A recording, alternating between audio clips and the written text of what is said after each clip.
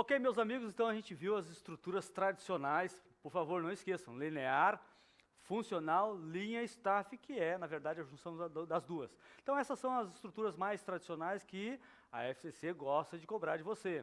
Porém, tem as outras estruturas que nós iremos ver a partir do item 2, departamentalização, estruturas essas mais inovativas, que têm a ver mais com a gestão contemporânea. E há uma grande diferença que separa um tipo de estrutura e outro. Por exemplo, nas estruturas tradicionais, essa de que falamos, elas são mais rígidas, mais centralizadoras, mais piramidais, mais verticais, com muitos níveis na cadeia de comando. Elas trabalham mais a individualidade, a comunicação é basicamente descendente. Ao passo que as estruturas mais modernas, vamos dizer assim, contemporâneas, que atendam essa imprevisibilidade toda do cenário, do mercado, elas são mais fluidas, elas são mais horizontais e, portanto, mais achatadas, uma comunicação que é mais eficaz por ser não só descendente, mas ser ascendente, ser horizontal, transversal, não importa a dimensão da comunicação. A comunicação é algo necessário, desejado e trabalhado. Trabalho de equipe, não tão individualizado, a ideia da gestão mais participativa, mais descentralizadora, a ideia de liderança mesmo. Então, por favor, pensem essa ideia de uma estrutura mais inovadora sobre este contexto para separar daquilo que é uma estrutura mais tradicional. Ok?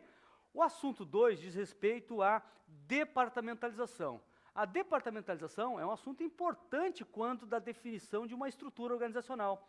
E por isso, é importante você se lembrar, relembrar, na verdade, que nós temos alguns tipos de departamentalização. Por exemplo, o mais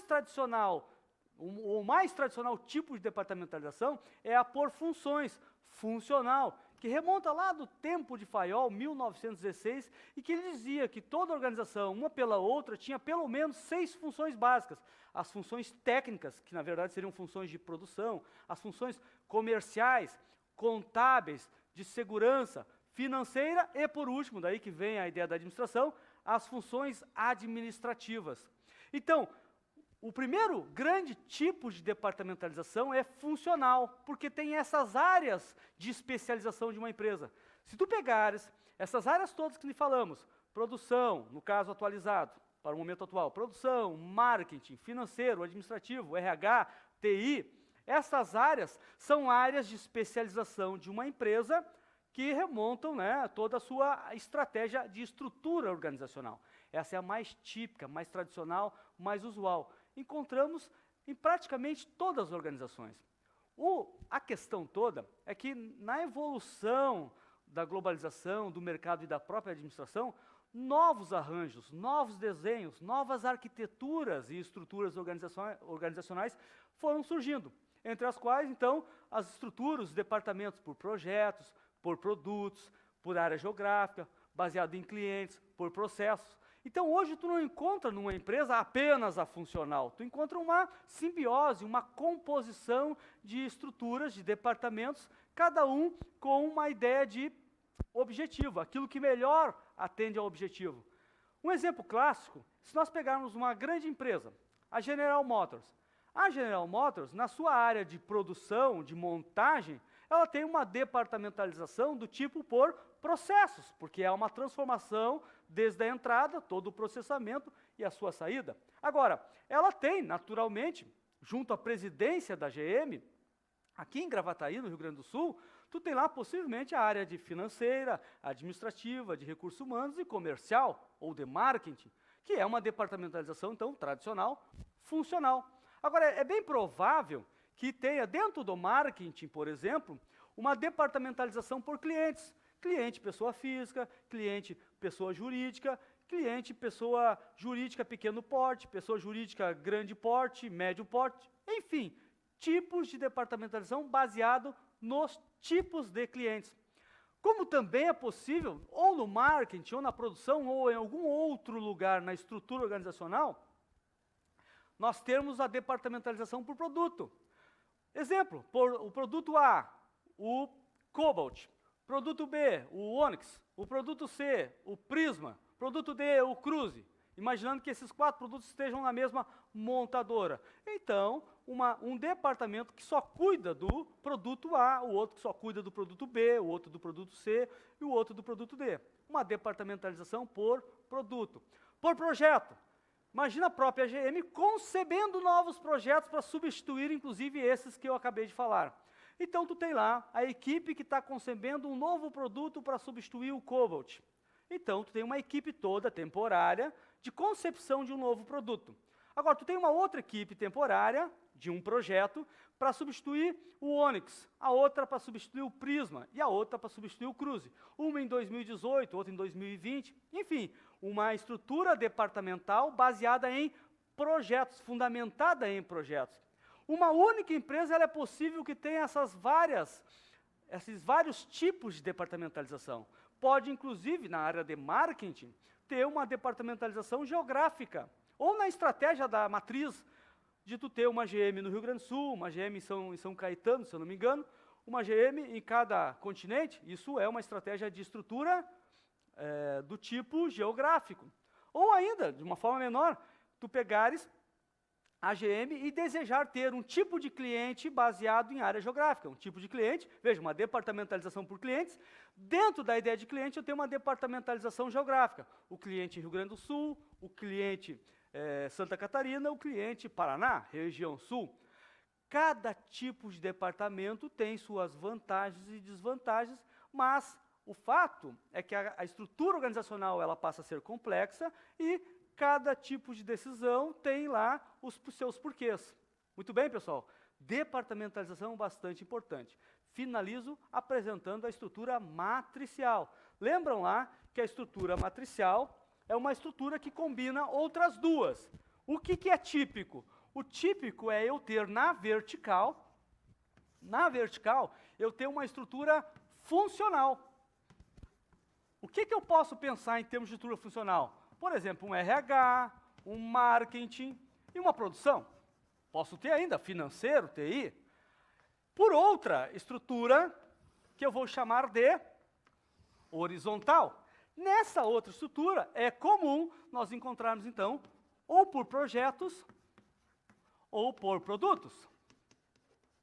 Ou por projetos, ou por produtos. Imagina você uma escola de educação que tenha o RH, naturalmente, uma escola de educação que tenha o RH, que recruta e seleciona todas as pessoas, treina, capacita, remunera, a área de marketing, com o seu mercado, com o seu público-alvo, e a área de produção. No caso de educação, é a produção do conhecimento, vamos pensar assim. Agora, quais seriam os seus produtos? Ele pode ter, na educação, uma educação superior de graduação. Esse é o seu produto, o seu projeto. Ele pode ter, na área de especialização, ou um projeto, ou um produto, especialização. Se quisesse ter um terceiro, eu poderia colocar extensão. E se ela atuasse em concurso, preparatórios. Imagina, e se quisesse ter um outro tipo de produto ligado à pesquisa. O que eu quero te mostrar é que a estrutura matricial é uma estrutura que cruza a coexistência de duas outras. Tá? Então, a matricial é resultante de uma funcional, geralmente na vertical, por outra baseada em projetos ou produtos. Eu poderia botar um projeto, imagina uma construtora, uma incorporadora de prédios, que tem um projeto Zona Norte, residencial Zona Norte. Tem um projeto na Zona Sul, residencial Zona Sul. Um outro projeto comercial na Zona Leste. Um outro projeto na área central comercial. São projetos ou produtos. Produtos de higiene, produtos de limpeza, produto de alimentícios ou produtos ligados aos eletrodomésticos. O fato é que a estrutura, esta aqui, é conhecida como uma estrutura matricial. A ideia de uma matriz. Já é uma estrutura mais inovativa, mais moderna, mas não tanto. Já existe há pelo menos 50 anos, vamos pensar assim. Há 50 anos, mas já responde ao que as dinâmicas do mercado atual. Essa estrutura, então, a grande vantagem é que tu tem um foco na especialização funcional e tu consegue dar uma atenção especial aos projetos, aos produtos, transversalmente, ou seja, passando por todas as áreas de especialização, com vistas a atender os clientes. O foco está no cliente. O foco maior é o processo, é o projeto, é o produto, sempre olhando para os clientes. O único problema que a estrutura matricial tem que preocupar-se é com a ideia do duplo comando, porque essa estrutura aqui, ela entra em conflito com um princípio tradicional clássico de Henry Fayol, que é a unidade de comando. O que significa? Cada pessoa só tem um chefe necessariamente.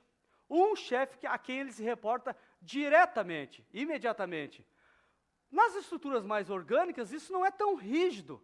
Então, o modelo matricial mostra exatamente isso, a ideia do duplo comando, onde um determinado operário, em algum momento ele se reporta ao pessoal do RH, algum momento ele pode se reportar ao gerente do projeto, ao gerente do produto. Imagina na área de produção, tu tem um operário, que ele se submete ao gerente de produção, só que o que tu está transformando naquele momento é o produto desse gerente. Então, tu tem dois gerentes preocupados com aquele produto, um pela área de especialização, o outro preocupado com o produto em si. E o operário está ali, às vezes, no meio dos dois. Imagina que um deu uma demanda agora, para ele fazer, e foi embora. Passado algumas horas, o outro vem e muda essa demanda e vai embora. A quem esse operário se submete? A quem ele responde se ele tem dois gerentes, cada um pela especialidade e outro pelo produto? Quando tu resolve isso, porque aqui existe o conflito, quando se resolve isso, a estrutura matricial, ela acaba trazendo todos os benefícios daquela do qual ela se propõe. Então, é uma estrutura mais inovativa, uma estrutura mais contemporânea. Ok, pessoal? Também não podemos esquecer as estruturas, os arranjos, as novas arquiteturas baseadas em rede. A rede para dar uma dinâmica diferenciada, até tirando um pouco aquela lógica hierárquica que as estruturas mais tradicionais têm. A estrutura em rede simulando quase como uma teia de empresas ou departamentos que coexistem por interesses comuns, complementando o conhecimento um e outro. Ok? Ainda, pessoal, pensando em estrutura organizacional, você foi convidado, lembra lá, para pensar uma estrutura organizacional. Você tem que pensar a cadeia de comando. O que é a cadeia de comando? É a linha que liga quem está lá em cima, o presidente, a quem está lá embaixo. É a linha que demonstra toda a hierarquia, toda a cadeia de comando e os níveis de autoridade todos. Tá? Então, tu tem presidente, o diretor, o gerente, o supervisor, o encarregado, o chefe e o trabalhador. Esta linha representa a cadeia de comando, ok? Amplitude de controle diz respeito a quantas pessoas se submetem ao comando de um só. Uma amplitude de controle mais estreita significa que tem, para um único chefe, tem poucas pessoas sob o seu comando, 4 ou 5, vamos pensar. Já uma amplitude de controle, que também é conhecida como amplitude administrativa, margem de controle ou margem administrativa, quando tu tem uma estrutura uma amplitude mais achatada, mais larga, significa que eu tenho várias pessoas submetidas ao comando de um só. O que é mais moderno, por tendência, é a estrutura, no caso, a amplitude mais larga. Por quê?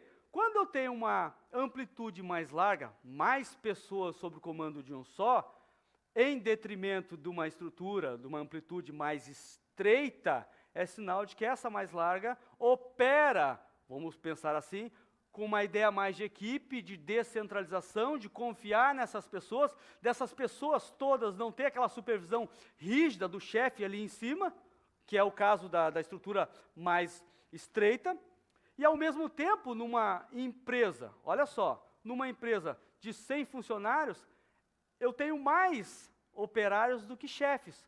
Já na estrutura estreita, por ter 3 pessoas para cada chefe, é sinal de que eu terei muitos chefes, muitos níveis hierárquicos. Não entendeu? Pensem assim, pessoal. Pensem da seguinte maneira.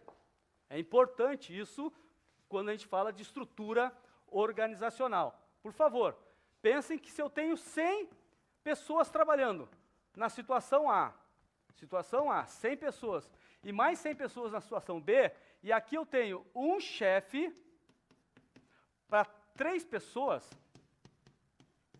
um chefe que manda em 3, eu já sei eu já sei que dessas 100 pessoas, 1 para 4, é sinal de que eu tenho 25 chefes e 75 de 100, né? 1 para 4. 25, 50, 75, 100. 25 para 75. Numa empresa, então, de 100, 25 chefes. Agora, imagina essa outra empresa, onde eu tenha um chefe só, e, por outro lado, eu tenha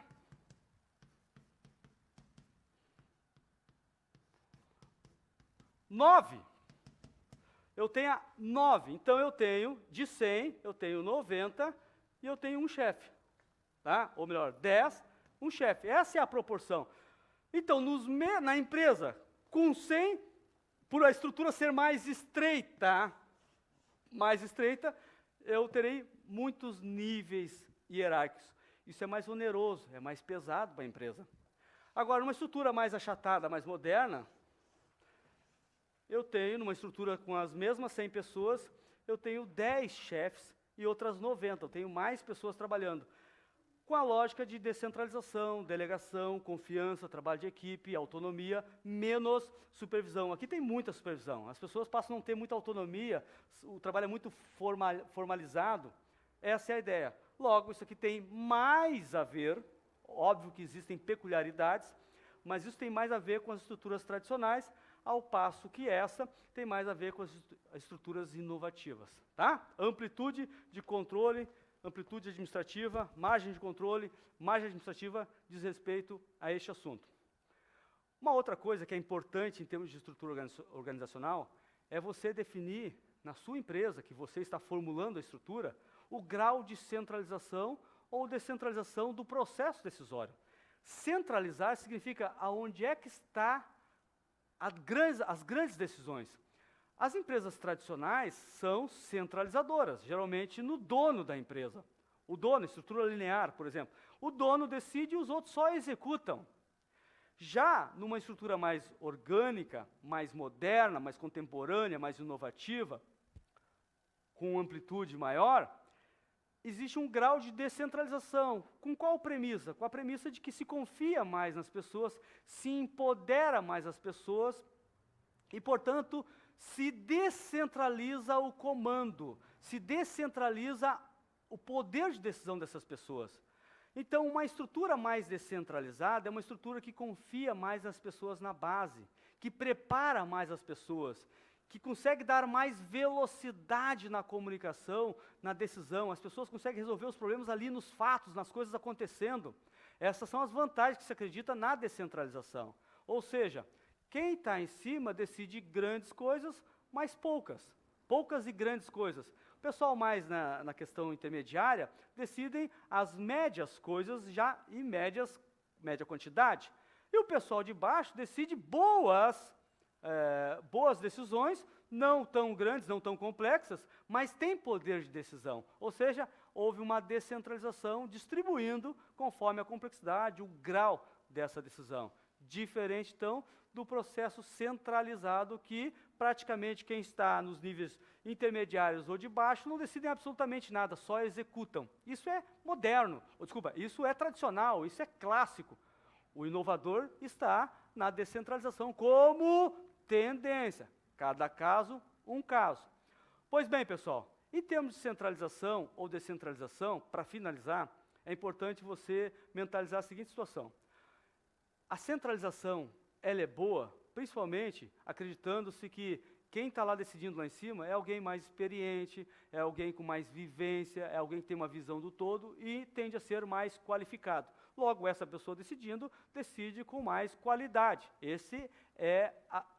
Isso representa a defesa daqueles que defendem, desculpe a redundância, a centralização. Por outro lado, a desvantagem desse processo de centralização é que quem está na base é que está vivendo os fatos, é que está vivendo o problema.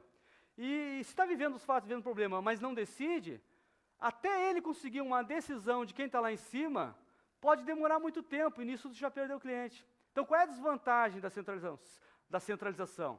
É que quem está lá embaixo não tem poder, talvez não tenha nem a motivação, porque só executa, e não pode resolver o problema diante da situação real. Agora, eu também sou obrigado, Se eu estou jogando muita informação, pessoal, retrocede um pouquinho a fita, mas entenda o que eu estou dizendo para você. Já na descentralização, existem vantagens. Qual é a vantagem de se descentralizar? Óbvio, é dar poder de quem está ali, vivendo o problema. Dar poder para o pessoal, motivar o pessoal. Aumentar a velocidade, a rapidez das decisões, da comunicação. Agora, nem tudo são vantagens. A descentralização também traz desvantagens. Imagina que, quando não bem preparado, as pessoas que estão lá embaixo, aonde eu dei descentralização, não estão bem preparadas, elas podem tomar decisões piores de quem está lá em cima. Quem está lá embaixo pode, se não bem preparado, ele pode estar decidindo a partir do interesse pessoal ou do departamento, e não necessariamente do interesse de todos, de toda a organização. Ou seja, é uma decisão parcial, advindo do interesse muito peculiar, muito específico, que aquilo que possa ser bom para aquele trabalhador naquele departamento pode ser muito ruim para a organização. Ok? Centralização, descentralização é uma tomada de decisão para ver em que nível essas encontrar-se-ão, vamos dizer assim, né? Coisa feia falar assim. Mas todas elas, seja centralização ou descentralização, encontram vantagens e desvantagens. Muito bem. Por fim, pessoal, formalismo diz respeito ao grau de padronização, de formalização. Se eu comparar as estruturas tradicionais, as mais antigas, elas são muito formalizadas, muito padronizadas. Por quê? Porque se queria que as pessoas operassem apenas executando. As pessoas não tinham que pensar muito, elas tinham que executar, elas eram pagas para executar e não para pensar. Então, quanto mais formalizado, mais norma, mais procedimento, mais padrão, menos interferência eu tenho do aspecto psicológico de cada um. De modo que a pessoa chega e já sai fazendo a rotina tal e qual foi desenhada a priori. Ou seja, as decisões todas foram tomadas antes, de modo que cada peão, cada operário, cada auxiliar, cada assistente, apenas irá executar. Por outro lado, as estruturas menos formais são estruturas mais flexíveis, mais orgânicas e, portanto, mais modernas. As estruturas menos formais são estruturas que confiam mais nas pessoas, que utilizam da comunicação informal, utilizam da estrutura informal como algo positivo, da comunicação como algo positivo, dando poder para as pessoas, autonomia, fluidez ao processo. Ok? Muito bem. Agora, eu também posso comparar essa ideia do grau de padronização, grau de formalismo, com a natureza da própria instituição. Se tu pegares, por exemplo, o TRT tende a ser mais formalizado por uma questão simples. A administração pública, tudo tem que estar em lei, tudo tem que estar em norma, em decreto. A ação do servidor só advém depois da norma. Então, é tudo muito bem procedimentado. Ao passo que a iniciativa privada, ela atua com liberdade, ela faz tudo está permitido desde que não esteja proibido. Esta é a ideia. Então tem mais liberdade, ela está preocupada mais no resultado e nisso trabalha com essa fluidez. Uma outra coisa que você tem que levar em consideração, que o grau de formalismo também tem a ver com o tamanho da empresa. Uma empresa pequena é uma empresa em que o dono, ele conhece todos os seus subordinados, 5, 6, 10 pessoas. Então, às vezes, não tem nem ponto, o ponto é só uma necessidade contábil ou legal. Ele conversa com todos, não tem procedimento detalhado, não tem processo mapeado. Não que isso seja bom ou seja ruim, mas o grau de formalismo não é tão grande e talvez não seja tão necessário assim. Tudo se resolve conversando, se entendendo. Trabalho de equipe, vamos pensar. Agora imagina o próprio TRT, com milhares de pessoas trabalhando em prédios de 6, 7, 8 andares, que você não está próximo das pessoas, você nem conhece as pessoas direito. Então, tu tem que ter um mínimo de padronização, um mínimo de uniformidade, um mínimo de norma, para que essas pessoas ajam em comum, que as pessoas possam fluir dentro de uma ideia de integração, de coordenação, um mínimo de orquestração, de sintonia entre essas pessoas. Claro que não precisa ser algo absolutamente exagerado, que remonte à ideia clássica, mas uma estrutura grande, ela tem sim o seu grau de padronização. Então, quando falamos de formalismo, tem que se levar essas situações, né, em consideração. Bom, Vamos, então, resolver uma questão, ver como é que aparece isso para você.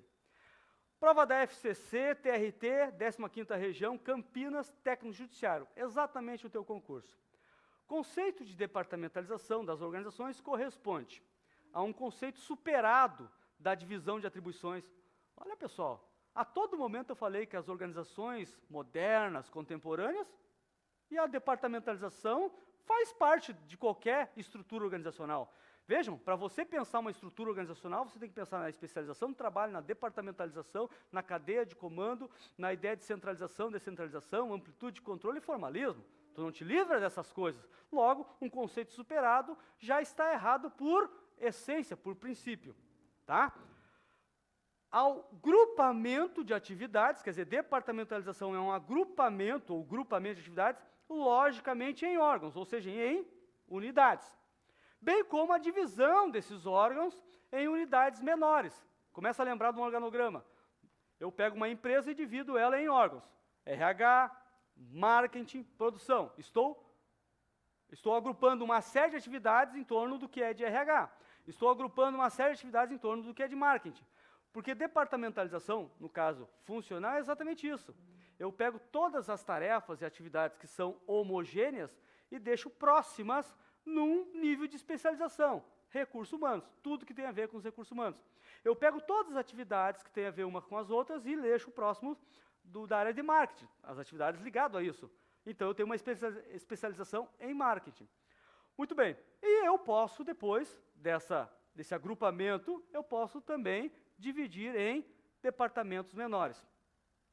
Esta frase está legal, representa o conceito. Vamos para as demais.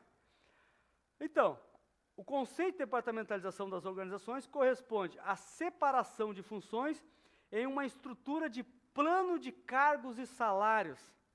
Separação das funções em uma estrutura de plano de cargos e salários, segundo os critérios que podem ser, entre outros, por clientela. Aqui houve uma mistura, tu misturou uma departamentalização, por exemplo, por clientela, como ele está dizendo, com uma separação de funções. A própria ideia de separação de funções não está, porque na verdade tu agrupa as funções em torno de um tipo de departamento. Plano de cargos e salários não é exatamente, né, o plano com um departamento. Está confuso para corresponder o conceito. Entre o conceito B e o B está perfeito, o C está confuso. O D, a segregação de atividades. Não, gente. Departamentalização é o agrupamento de atividades que se correlacionam, que são mais homogêneas, e depois, esse agrupamento torna os departamentos separados. Mas a segregação de atividades em setores da organização, centrais ou periféricos, de acordo com maior ou menor importância da atividade, a questão não é a importância, a questão é a homogeneidade a homogeneidade das atividades, pensando uma departamentalização quando eu estou dividindo na horizontal. E, por fim, a descentralização das atividades com delegação de atribuições e maior autonomia aos colaboradores da organização. Esse conceito é integral para se tratando do elemento centralização e descentralização, e não de departamentalização. Departamentalização, pessoal, alternativa B, expressa bem o que significa uma departamentalização.